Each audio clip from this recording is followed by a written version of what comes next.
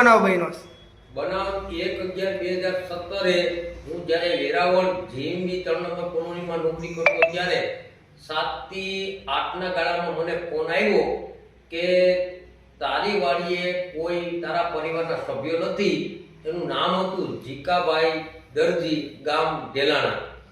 એવો ફોન આવ્યો કે ઝરિયાવાડે ગામમાં તારા સરદારમાં કોઈ બેન ઓફ થઈ ગયા એટલે બધા ત્યાં ગયા છે.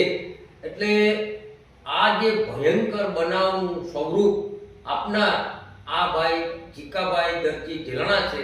અને આ જે ખૂનની અંદર જે મને ગુપ્ત માહિતી મળી તે પ્રમાણે એક 4 વ્હીલ અને 4 બાઇક આ ખૂન કરવામાં ઉપયોગમાં લેવામાં આવેલ છે.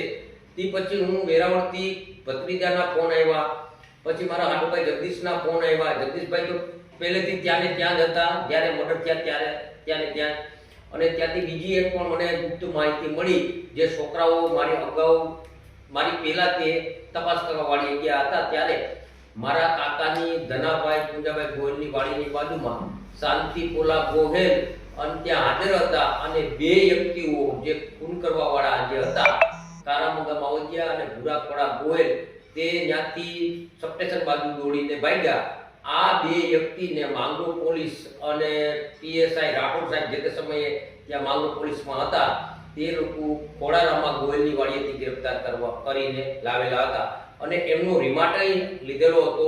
એમણે બધાના નામે આપ્યા.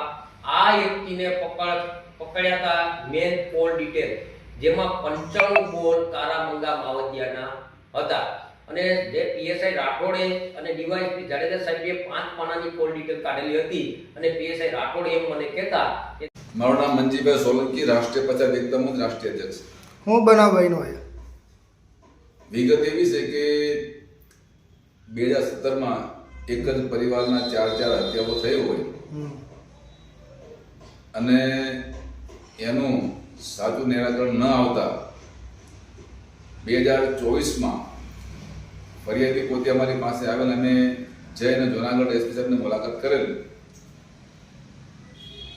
અને એસપી સાહેબે લાગુ પડતા થાણા અધિકારીને સૂચના આપી કે ભાઈ આ મર્ડર કેસની માલપા તમે તટસ્થપૂર્ણ તપાસ કરો અને ફરિયાદીને ન્યાય દેવડાવો. 2017 થી 2024 સુધીનો જે કાંઈ થયું હોય તે પણ જુનાગઢ એસપી સાહેબના આદેશનું પાલન પણ માંગરોળ પોલીસ કરતી નથી. અને જ્યારથી સાહેબે તપાસ આપી ત્યારથી અત્યાર સુધીમાં લગભગ 4 પીએસઆઈની બદલી થઈ ગઈ છે.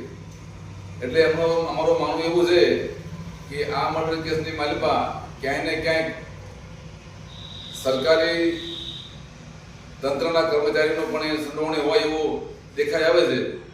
એટલે હાલ જુનાગઢ આઈજી સાહેબને મારી વિનંતી છે કે આ તપાસની માલિપા તમે પણ સામેલ થાઓ અને મરણ ગયેલ વ્યક્તિઓ અને તેના વારસમાં એના પરિવારમાં દેવજીભાઈ ગોહિલને ન્યાય અપાવો એવી અમારી આપ સાહેબ વિનંતી છે. જય ભીમ, જય ભારત, જય સંવિધાન.